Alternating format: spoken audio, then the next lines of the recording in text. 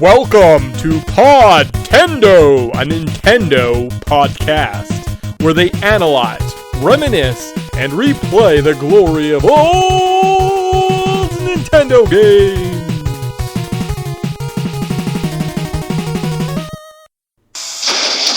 Introducing the next generation from Nintendo, New Super Mario World, created especially for the Super Nintendo Entertainment System. It's a bit more exciting, a bit more challenging, a bit more graphic, a bit more colorful, a bit more realistic, a bit more levels, a bit more secret, a bit more enemies, a bit more friends, a bit more sound, a bit hotter, a bit cooler, a bit weird, a bit more revolutionary, a bit more Mario, a bit more of what you want. It's 16-bit, and it's yours only if you get New Super Nintendo. Now you're playing with power, superpower. Hey guys, welcome to the Podtendo podcast, where we analyze, reminisce, and replay the glory of old Nintendo games. We contacted on Twitter at Podtendo Podcast. Email us at podtendo@gmail.com. We're on Instagram, YouTube, I think other stuff. I don't know if there's other stuff, but we're probably there. We're a review, let's play, retrospective pop culture show. You're in for a treat. I am your co-host, Mick. I'm joined every episode by my lovely and talented co-host, Tyson. Sweet Yo.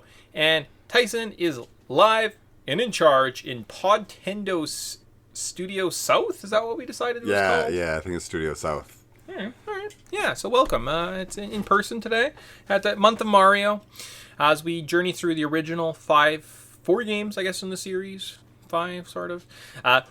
Big retrospective. We're putting in a fresh coat of paint, giving them like the cleaned up, freshed up version. Although Super Mario World never really got a cleaned up, freshed up version, so I don't know what the fuck we're doing today. No, and you would I know some people have made a lot of the old levels in Mario Maker, so that's a thing. But still doesn't quite count the same way the All Stars pack does. But you don't need to touch up this masterpiece; it's too good. It is too darn good. So if you didn't guess or couldn't tell by our little interlude there, we're playing Super Mario World. It was developed by Nintendo EAD, sold 20 million copies. Release date was August 23rd, 1991. How Long to Beat has this game at 5 hours. Price at release was $100 or $200. Damn it. Because it was released with the Super Nintendo. And if you factor in inflation, that'd be $378 today. That doesn't seem like that big of an increase, but all right. eBay, you can get this game for about $20 to about $120 for an inboxed copy. It is also available on the SNES Online, so play it there. Sorry, that's the eShop price. So don't pay $5, just it's like $12 for the year. Much better. You can play it on the Super Nintendo, Game Boy Advance, 3DS, Wii U, and Switch. Yeah. Well, I think Nintendo knew that they had a winner when they released this because it was the next step in the Mario saga. So Yeah. Gen 3, it's very interesting. Would it be Gen? No, it wouldn't be. Because for some reason I was thinking Mario 3 would be its own kind of thing, but it's not. Sorry, I'm confused, as always. Like, you mean like the Super Nintendo is Gen 3. I think it would be Gen 2? Yeah, it's Gen 2. Gen 2. Yeah, so it's Gen 2, launch title, kind of a big deal. We talked about it before, but we got to put a little bit of fresh coat of paint on it. Like I said, we're going to jump into our patented Wayback Machine, as we do here on the show. Although it looks like music is not there, so we'll wing it. You know what? No, that's fine. We'll just go. All right, so we're going to jump into our patented Wayback Machine, and basically what we do is we try and look at what did the pop culture landscape look like when this game came out. So we look at the top TV shows of this year. We're Different World, Home Improvement, Dinosaurs, Married with Children, and Family Matters. If you're like, I only watch cartoons, it's Bucky O'Hare, Darkwing Duck, Doug, Rugrats, and Super Mario World. So all those shows debut. Yeah, that's a monstrous lineup. And I mean, Home Improvement's pretty good. I have actually been on a real massive kick of Married with Children. It's on Amazon Prime. It is delightful. It reminds me of like Simpsons, but live action. It's kind of what it is. Yeah, pretty much. Yeah. And I mean, Bucky O'Hare, I'm sure we might touch on this in a future episode or whatever, but so good. And we've done Darkwing Duck before, haven't we? Because we did the Disney Halloween pack. Afternoon Collection. Disney yes. Afternoon Collection. Something like that. Yeah. Yes. Something like that. Yeah. So, top movies this week. You're like, I don't care about what happened on TV. I'm only a Real House kind of person. We get Dead Again. All right, it's still in theaters, though. You can get Barton Fink, Doc Hollywood, Slackers, and Hot Shots. That's all right, that's all right. And if you waited a couple weeks, you can get Beastmaster 2, Child Play 3, and Freddy's Dead, The Final Nightmare. Weird. A lot of... What's up with these like these Halloween movies being released in August? Midsummer? Like, what are you guys doing? Yeah, like, I mean, I guess a couple weeks. Could be like mid-September. So, like, they want to be in theaters for October, I guess, maybe. Yeah. Right. Interesting. Yeah. But it's not the strongest lineup we've seen in top movies, but it's watchable. Yeah, it works. Video games, though. You're like, what kind of video games? It's still kind of sketchy as to what was released when. So I know that came out in 1991 specifically with Sonic the Hedgehog, Final Fantasy IV, Street Fighter II, and A Link to the Past. Big year. I mean, release of the Super Nintendo. There's got to be just a ton of them. And I think that this was... So Sega had answered with Sonic at this point, so they haven't released the Sega Genesis in North America yet, or what the heck it's called. I think the Genesis came out in 91. Oh, okay. Yeah. Could be. Because it was like, I think the Master System was slightly before the Super Nintendo. I know we went over this at some point before, and like the timeline isn't quite there, but yeah, like I think it was close-ish. You know what? We'll find out, because I'm pretty sure I talk about that in the development details. So, there you go. All we gotta do is listen to the top 3 songs, and we're just talking about the whole year, because I definitely didn't screw up that section and miss out some notes. Tyson Lovely brought it up on his phone. So the number 3 song, according to the Billboard charts, of all of 1991 was Every Heartbeat by Amy Grant.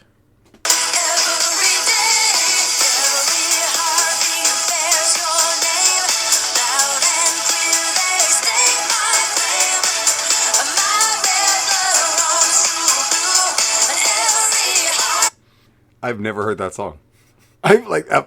Usually I'm like, oh, I've heard this song, or we've heard this, or kind of, but like, I think I've never heard this song. It's like, I mean, it's 90s, so I try not to go to that decade for anything besides video games and TV. But yeah, that was a surprise to me. Well, maybe the other ones, like maybe you just didn't lie. Oh, it does say the week of. Yeah. Man, I should use this instead of just making up my own system. The number 2 song this week is "It Ain't Over Till It's Over" by Lenny Kravitz.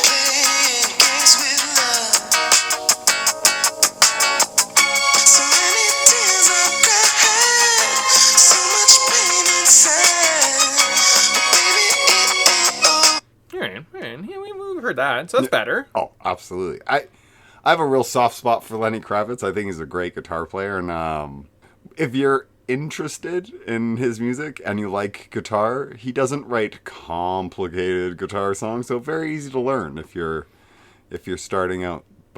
That's where my interest in Lenny Kravitz came from. So he writes more songs than just American Woman. Nice. Or the cover of American Woman. Did I learn any Lenny Kravitz songs? I don't know if that's the thing. But, I mean, you want to talk about skilled guitar players, but then we got to definitely talk about the number 1 guy, which is Bryan Adams and Everything I Do for You.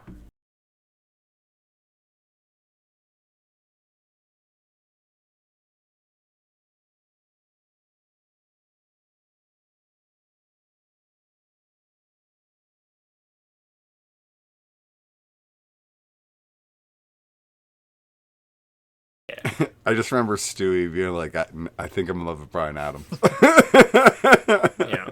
Jeez. All right. Well, that's it. So basically, the rest of the show is going to be the exact same as the first time we went through this. So that's fun. But other than that, there you go. So now you know into the pop culture landscapes. You're a little bit older. You're like, I remember that. Maybe you're just a little kid. You don't remember anything. Yeah, just try to think of that Bryan Adams song and dinosaurs on your TV. So. Oh, that's good. Good times. All right, so on the development, now that we know what the pop culture landscape looks like, let's see exactly how did this game come to be. So Tezuka served as the director, while Miyamoto served as the producer for this game.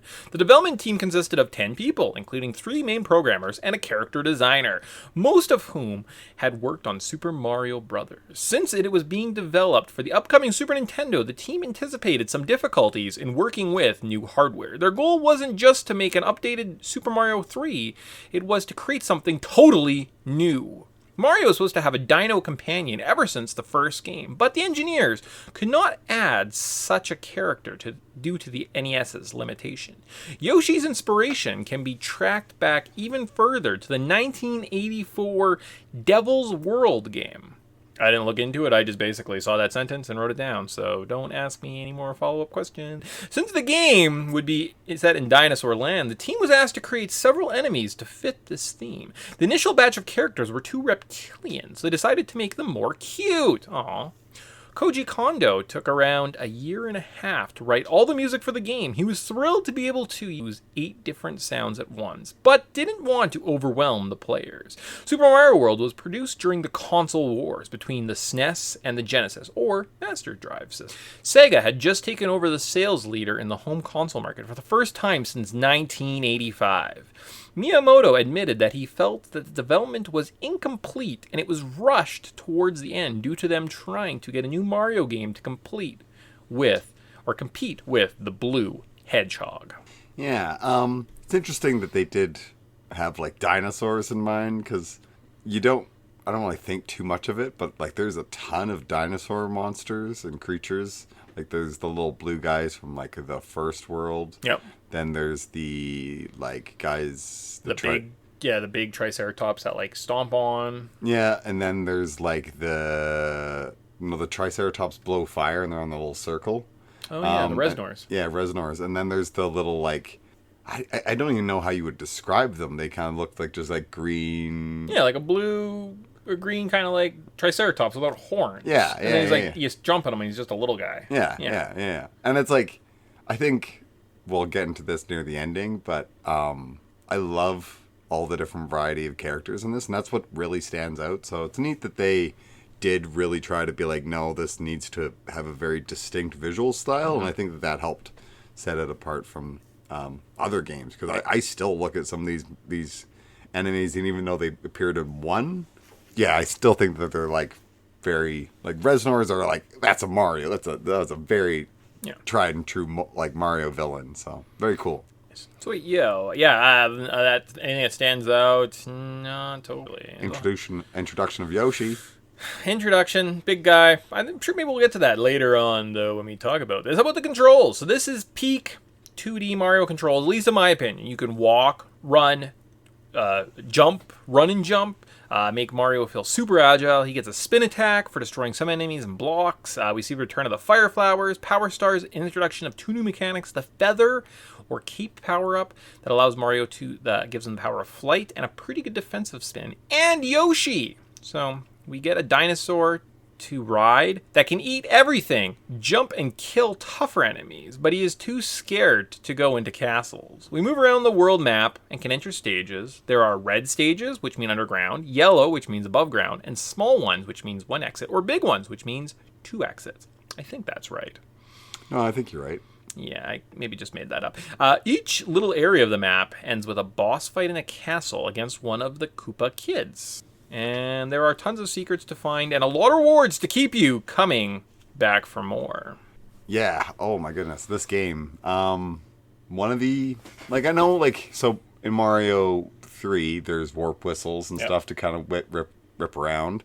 But this game doesn't really have warp whistles. It has tubes and different pathways to kind of like skip around and discover secrets, or if you find the secret exit and get the key, you'll unlock a different path. So it's the overworld plays a much bigger part in this game as opposed to just laying out a different ways of going about it. Well, it's a different experience in a sense too, because it's not just a linear progression. Like you said, you just don't beat a level. You have to return to them quite often. And once you figure out the mechanic that there's like secret exits and stuff like that, right? It's like the replayability of this game is huge, right? Like as kids, the donut plains, like you were there for years, right? Like the Vanilla Dome was like huge, and that's like a third of the game, right? Whereas imagine if like you couldn't beat the first 3 levels in Super Mario 3, right? Like it just doesn't work the same, right? Like it wants you to go back. It wants you to build, exit, enter a stage, grab a power up, exit, try a different way, go to the next one. It's kind of built to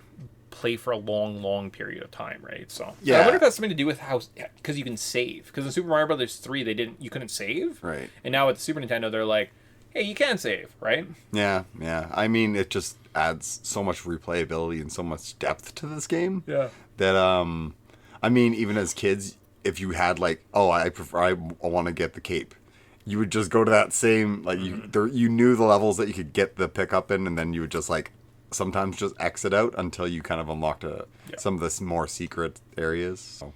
Yep, pretty much. So it is definitely a different design, a step up, and it is a new experience from Super Mario Bros. 3. They kind of return to the classic, like, you play a level, you never come back. Like, there's no reason to come back. So, anyways, how about first memories of this game? So this is the first game I ever played. I think maybe ever completed on my own. So it's kind of exuded. I love it to death. I play it often. That we actually kind of burnt out our save battery on our cartridge. I didn't know that was possible. We played this game as a family and could not get enough of it. Although Tyson did once. Wink! Yep. And basically, I think this game boils down to why I love gaming, why I play games now, is that. So, yeah. Tyson, you have any first memories of this game? Well, yes. Like, has it always just been in your life? Yeah. Okay. Usually, like, I mean, I don't remember getting it. I just remember having it. But yeah, this was one of the main games of our rotation, and I think in level 1, the first level that I remember I was I was a young dumb kid. I sucked at platforming games. I've said this 100 times, but one of the first levels that kind of like got me to practice was the level 1 in Super Mario World, just straight to the right. I forget what it's called. 1-1, I don't know. Yeah, it doesn't matter. Anyways, but like that level was the level that like I would just grind on to try to get as many like lives so I could try to get past the little castle. So like even as a kid, you could just like set little goals, but yeah, I remember playing this and always trying to unlock different things. And then when you found out that there's like different colored Yoshis, and me loving Yoshi, and like whenever like he died in a world, it's like, no, I'm coming after you, buddy. I'll jump down that pit after you. So it was a good time. Like this game is just timeless. I think that most people have played this game, and if you haven't, how did you get here? If you're a younger person and for some reason are listening to this podcast, thank you, but you haven't played this game, go back, do yourself a favor, play this game. If you like the new Super Mario Brothers, you like Mario Maker, right? I imagine if you like Mario Maker and you're creative, this will kind of help give you a better idea of how to build levels, right? Like how to input secrets and kind of game design, because I think it's just clean top to bottom. Yeah, the level design and the actual map making is just spectacular. Yeah. So. Yeah, and that's what I like. It's interconnected. It feels like it's real world. There's tons of secrets. There's little paths. There's star worlds. All that good stuff. So let's move on, I guess, specifically and talk about this game. So story. After the events of Super Mario Bros. 3, the trio of the Princess, Mario, and Luigi, he's always last, Luigi, go up for a vacation to the mysterious Dinosaur Island. Oh, I should have played music here. Oh well. Shortly after landing, the princess is kidnapped by Bowser, and it is up to the Barrows to explore the mysterious new land and save the princess once again. Yep. And I think the Yoshis are there to help or something along those lines. Because they were captured, and I think they were like nice dinosaurs, and now everyone else is mean. I think that's why he lives on his own island, because everything else is like mean or something. Could be. I'm sure there's lore. I don't know what the lore is. There you go. I have to learn something new. So on to the level notes. This is our Let's Play section where we discuss our experience with this game. Now we have a bit more variety in our level design, as opposed to, I guess, Super Mario Brothers. Let's look at our favorite and least favorite part of each of the 8 worlds that this game presents. So World 1, Yoshi's Island. Yeah, so what's your favorite part of Yoshi's Island? I think it's that first little level to the right. It's you get introduced to Yoshi. You get your first, like, if you bounce on the little red or little turtles, Koopas, you can get a quick little 1-up by just running along with the turtle shell. So it teaches you a lot of the mechanics, but it's not too much, and also teaches you that, like, oh hey, if you hit a block, you might get a beanstalk. So it teaches you a lot of like what to expect. And I mean, as I must have played this level probably over 500 times. So yeah, it's a good one. I think that it teaches you fundamentally like what to expect. For myself, I think all the levels are pretty great. It's a great little entry level, good level design. Kind of weird mechanics. There's a couple, like those swinging bridges that really never come back, right? It's kind of strange. Everything else, I think for the most part, does return. But I think just the introduction of Yoshi, right? This is his island. We meet him, and one of the most iconic characters in gaming, right? And just not throwing the nod to saying, like, it's kind of cool that this is, like, where we first kind of meet this little guy. You know, kudos. Yep, that first little block that you open up, I mean, hatches out of an egg. And... Interestingly enough, if you don't access him in this level, that speech bubble will always be prompted the first time you find a Yoshi out of the cage. So, because there's a couple times where I'll just skip it and see how far I can get, and then it's like I'm in Vanilla Dome and I'll hit like a Yoshi and he pops out and like says that, and I'm like, oh, hello. Right. Might be a goal to be like, let me see if I can get one of the colored Yoshis to be the first one. I don't think you can. I don't think, or the text bubble just has a pop up. So it has to be a Yoshi egg out of a block. Yeah, I think that's what prompts it. So, how about your least favorite part of World 1? I think there's that second level on the right, and it's a lot of swinging little things. It's kind of forgettable. It's like, oh, you kind of like lots of leaps of faith, and there's kind of like a one not great area that can be a little bit difficult. But if you go and hit the yellow palace first and hit the switch, then it's super easy. So I mean, it kind of teaches you that they're like, oh hey, here's some like there's a secret here. And it, like, outlines the boxes, which is brilliant. So, I mean, not a lot to complain about. Sweet, yeah. For myself, I'm going to go with the Yellow Switch Palace. It's just kind of like you hit a switch and then a bunch of coins, you run around. It leaves a lot to the imagination. It's super basic, right? Versus other ones, there's always a puzzle involved to, like, get a one-up. And this is just run and collect coins. And I realize it's early on. But I don't know. I would expect a little more. I would enjoy like a couple more puzzle elements, and I think they kind of missed a chance there. So on to World 2 though. So I guess we go to Castle 1. We defeat Larry. Sure. Why do I feel like we've done this before? Not sure. If I had a dream about this, Larry, you know what? So I'm doing a Let's Play on YouTube right now, and I definitely did this where I went through and tried to name all the kids. Yes. It is Larry is the first one. We'll call him. Okay. Unless we're told Iggy. No, he's Iggy. No, Iggy's the third one. Okay, Larry. We fight Larry in the castle. We defeat him. He's on this weird like lava triangle thing. And then we move on to World 2, Donut Plains. What is your favorite part of Donut Plains? I love the little secret, like there's not a mushroom hut in this game like there is in Mario World 3. You have to kind of go to the Ghost Palace and take the secret exit, and then you can kind of get like, there's a block in the middle that'll give you a Yoshi, and then like 2 blocks that'll give you 2 capes, or 2 blocks that'll give you 2 fire things, so you can kind of like mix and match or just load up. And I guess we didn't even talk about that you can store items. Yes. So you can, when you pick up 2 items, your first item will just kind of go the top, or if you have something like a mushroom, it'll just kind of like bump up. Yeah. So very cool. I think that I loved this little spot because like once you already have a Yoshi, they can just farm for lives. But it's cool. It's that spot that whenever I'm like struggling, it's like, no, I'm gonna go there, restock, and then like I should be good to go for the next hurdle. So I think that was like.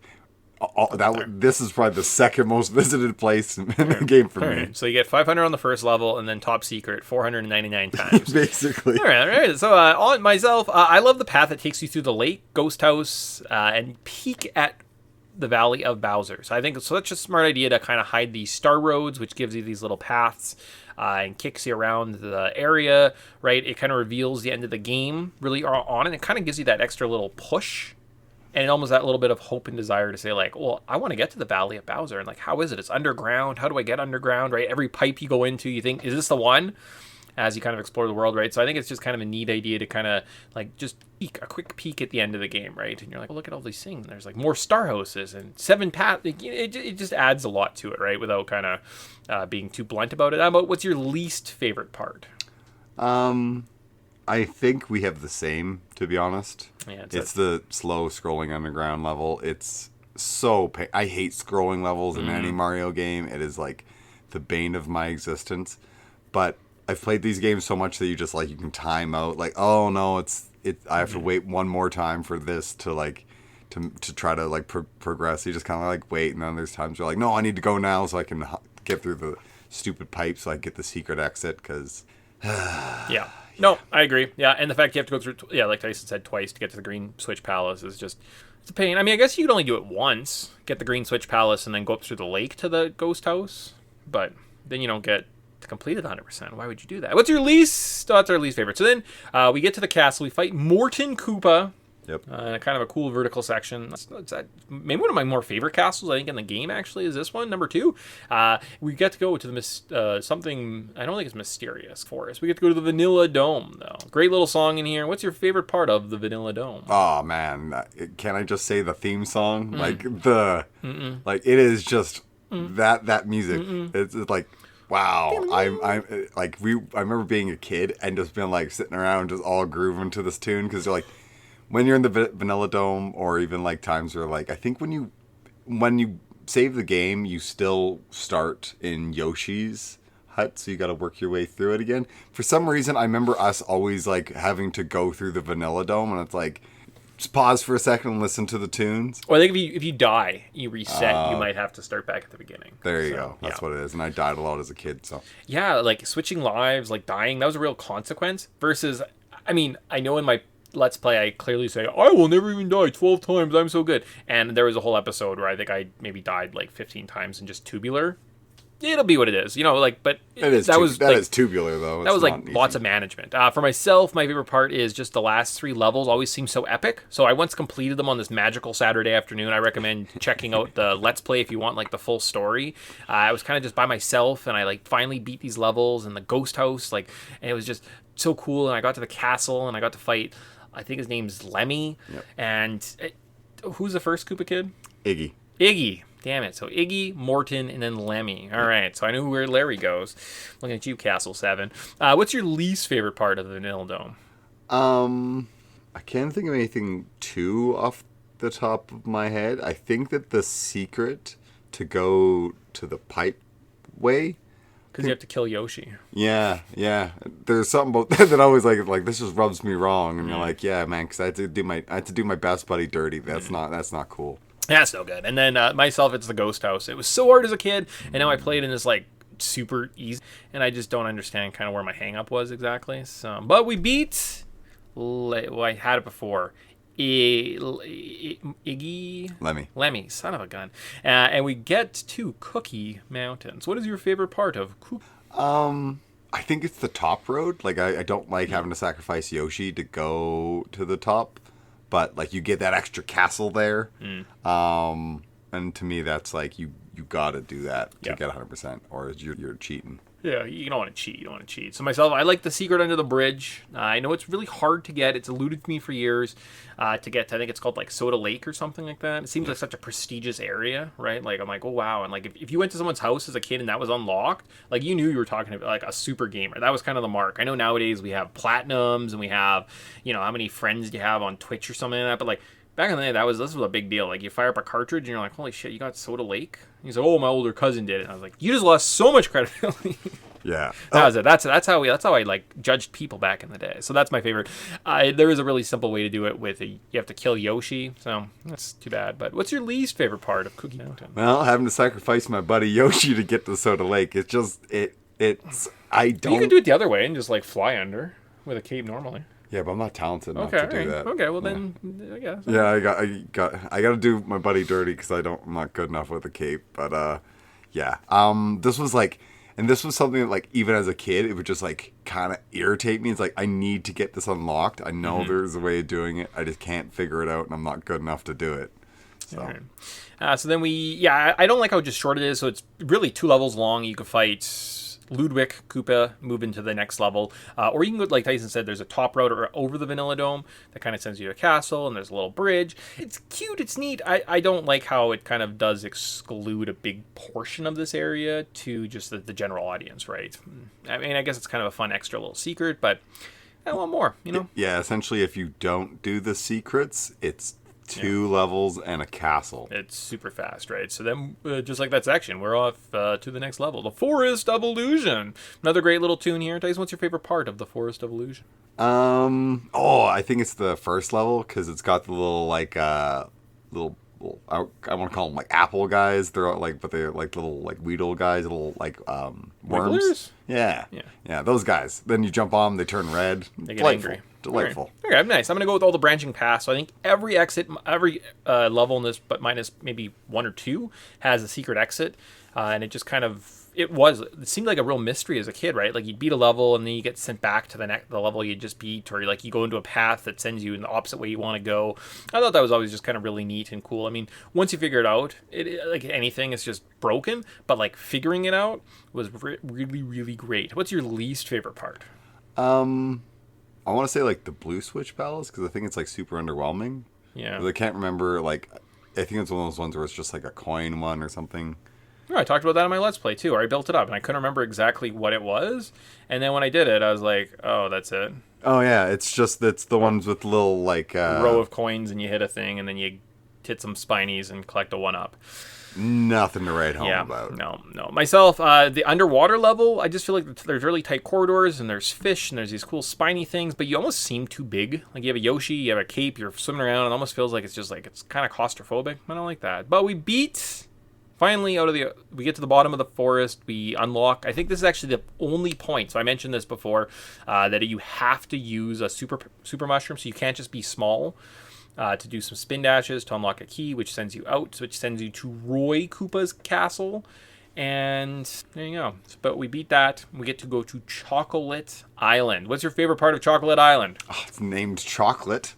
That was my reasoning as a kid. All right. I don't know why, but that was like, it's kind of premier. It gets like towards the end of the game, right? And like the levels start getting a little bit more tricky here. I right? also think like maybe the pathway is really neat. Mm-hmm. Like you are kind of like rock, like you kind of like instead of just forging a path, like mountains kind of break down. It's pretty cool. Yeah, it's kind of neat. So that's mine too. Is I like that they trap you here. So there's a level that if you just beat normally, you beat vanilla, you get stuck in a loop. And you have to go back and be able to figure out, oh, there's actually a secret exit over here. So you have to fly kind of across a little chasm to get to the actual ending. I think that's really neat. And I kind of wish like more of the game would do this, right? Would rely on these mechanics and these tricky, like, yeah, great.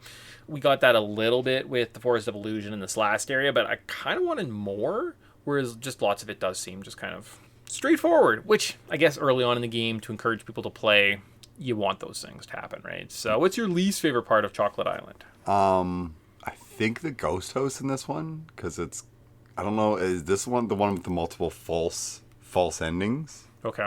I think this is the one. It has, it doesn't have a secret ending. Maybe I'm mistaken. But for some reason I'm thinking of the ghost house that has the multiple endings. You gotta make sure that that's the ghost house in World 7. Yeah. Mm-hmm. Yeah. All right. Myself, last 2 levels, they really aren't great. Most of the levels up to this point seem like they were kind of building up, ramping right before Wendy's castle before we take her down. And then the last 2, it's like you're underground. There's a bunch of random coins and like P switches. Nothing great, right? So on to World. Oh, actually, sorry. So we beat Wendy's castle. We go to a sunken ship, which is full of ghosts, which is actually I think canonically one of the airships from Super Mario Bros. 3, which is then it crashed into the ocean here, into this bay, and the Koopa kids were with Bowser at the time, went out into Dinosaur Land. There you go. Now you got a game. So it's kind of neat. It's kind of neat little lore. And I think this is the only exit in this game that's a green question mark, just like Boom Boom drops in the castles in Super Mario Bros. 3. Oh, okay. So that's like, you're like, oh, I never really noticed that before. But if you're like, oh yeah, I guess that makes sense. So there you go. So it opens up this big kind of cool rock Bowser face. You go into the Valley of Bowser. We're almost at the end here, people. So World 7, the Valley of Bowser. What's your favorite part of that? I want to cheat and say Bowser's Castle. But the music here is also pretty like just epic. Mm-hmm. Like this is that soundtrack that like, oh man, like things are happening. And I don't know if this really established the Bowser theme, because like I mean Bowser kind of has like this dark like doo doo doo doo for like a lot of his music, and this is not bad. What was the music like in Dark World in Super Mario Bros. 3? I can't remember. Yeah. All right. Okay, but I mean, myself, I also love the aesthetic of this area. The music is just perfect. The Bowser sign, so there's a big castle with like Bowser that's kind of like a neon sign. It's really cute. You see this little like Bowser flying around in this car or something like that, which is kind of terrifying. It's just super great. I think it's one of the better level designs. Like they took World 8 or World 7 or whatever you want to call it from Super Mario Bros. 3 and just like pumped it up a notch. And I think excellent job, nailed it, did a really fantastic job. What's your least favorite part here? Well, I think I have to say that ghost house that I messed up from World 7. Yep. Yeah, it's not fun. Yeah, there's a couple like little levels that are just super. Ugh. It's not like they're hard No. per se. It's just they're like When frustrating. secret exits are at the end of a level, it is very frustrating. Like there's that lava one where you need a Yoshi throughout, and you kind of have to like potentially sacrifice him to make a couple jumps unless it's like really precise, because then there's a key that you can only grab right at the end with Yoshi, and you're like, that sucks. For myself, I'm gonna say Bowser. As a child, I was super excited to get to him. My dad's friend got to him, like kind of cheated the system, and I cried, and I'll never forgive him for making me cry. I think Dad was still very disappointed in me and still talks about it today. So, how about on to now we're done. We beat the game. We saved the princess. We get all the little Yoshi eggs. We go back, but wait, there's more, because we can still explore a lot of this world. So let's pretend flashback. Whoop, whoop, whoop. We're in Valley Bowser. We beat Larry. We're at this castle. We're not going to go. Wendy. No. No, Larry is that guy, isn't It's he? Larry. Yeah. Bowser's sorry. castle works, I guess, in 3 levels. The first area, it's a hallway. There's 4 doors. You pick one, you advance to the next area. Then there's 4 more doors. Complete that. There's one last little section. You fight Bowser. Again, we talked about it. He's done. Bowser is essential. I guess we could talk about Bowser. Let's talk about Bowser now. So Bowser's in a clown car, and he has 3 different phases where basically he drops big balls on you. You have to throw these little mecha Koopas at him, which is weird because there's no other area in the game where this is a mechanic, and they just throw it to you as the final boss in the game. Yeah, there's a couple times where you like, oh hey, if you hold onto a shell, you can break this block. Yeah, but like that's not a necessary thing to try to time the like the drop of it so it will fall on him, because like the first time he's just going back and forth, and then the second time he starts like swooping. I think so, and then he stomps. Yeah. Right. So I mean, again, it's interesting. It's cool. I think new games would have had like Bowser Jr. appear a couple times and had like a dumbed down version of this fight, essentially. Right. So game mechanic wise, don't love the Bowser fight here. It's cool. It's great. Like it works, but it's just, I don't know, kind of strange. But there are 2 special spaces we have to talk about first. So one of the areas we kind of alluded to is throughout the world you can find these little star warps, and you go to a place called Star Road. There's 5 levels. Each world here has 2 exits. One of a normal one where you cross a tape, another one where you have to find a key. Usually the tape just sends you back to the star. The key sends you to kind of the next area, and you get different colored Yoshi. So what is your favorite part of Star Road? My favorite part of Star Road is kind of just using it to abuse to speedrun this game. I beat this game twice. I beat it the long way, and then I did the short speedy way. Nice. I thought I had an okay time with 31 minutes. I'm sure some people would just like scoff at that, but like I thought I did pretty good, and like without Star World, that's not possible. And it's like it's kind of epic. You can unlock all the extra special Yoshis. Yeah, and the levels are a little bit more difficult than just the vanilla ones. For myself, I like the exits, although there's like a coin block mechanic in World 5 here that you have to hit, and then you can control the coins. And the idea is like you could fill up the whole screen, or they can't touch each other, right? And you don't get that anywhere else in the game. And again, it's a weird mechanic to unlock the secret, so you kind of have to learn this weird mechanic. I don't like when video games do that super much. I don't think that's great game design, so that's probably my least favorite part. What's your... Well, is that my favorite part? Yeah, I guess that's my favorite part, the double exits. Huh. I guess I like that, and I also said that the underwater level, since it's long and boring, is my least favorite part.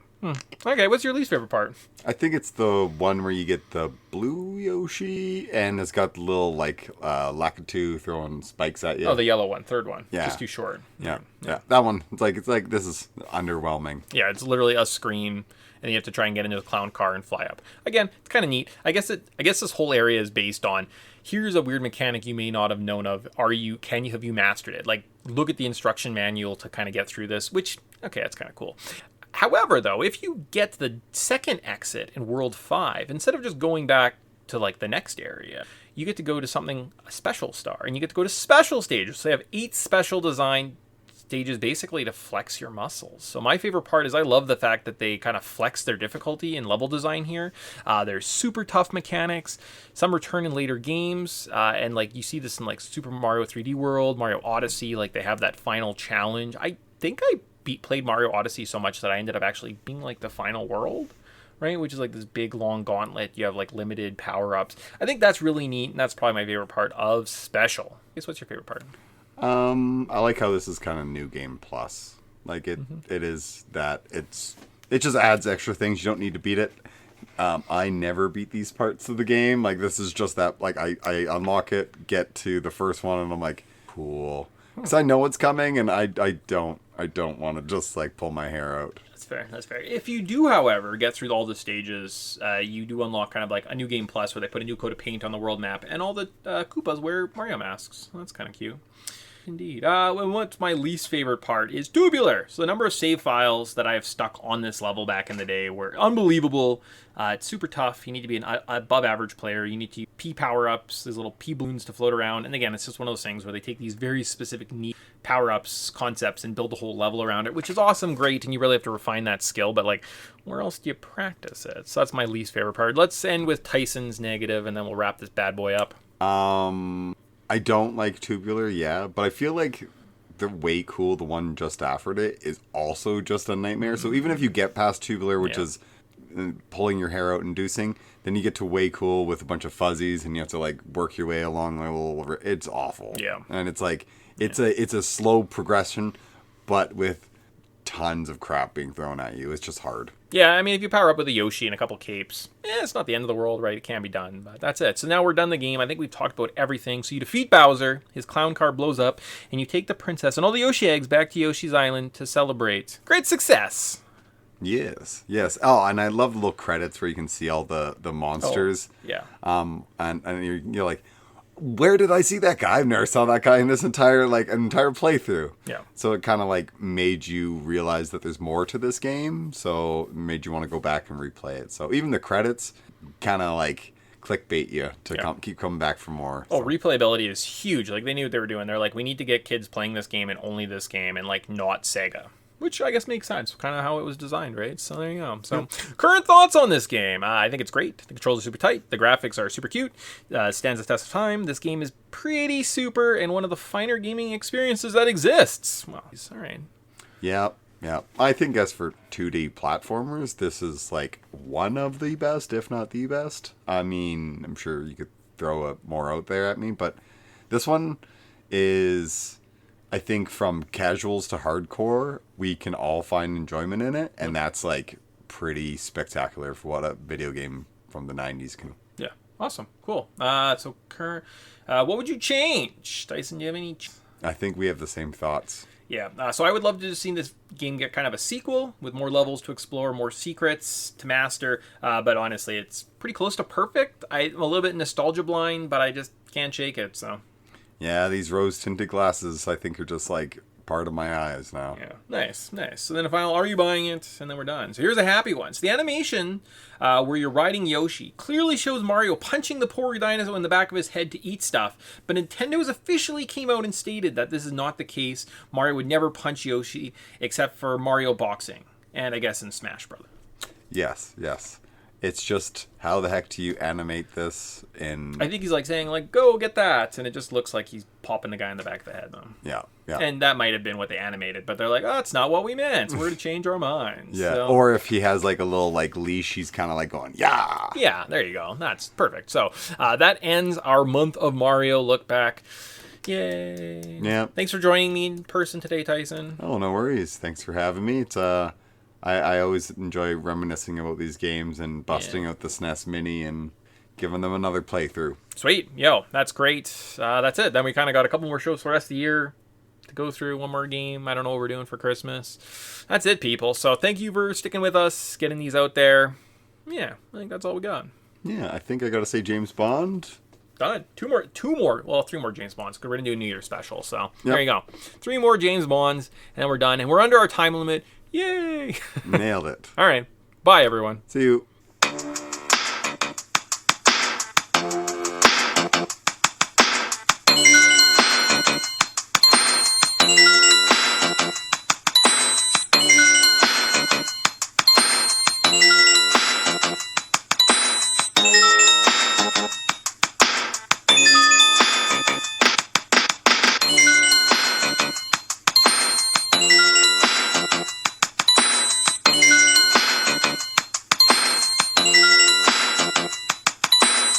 Bye.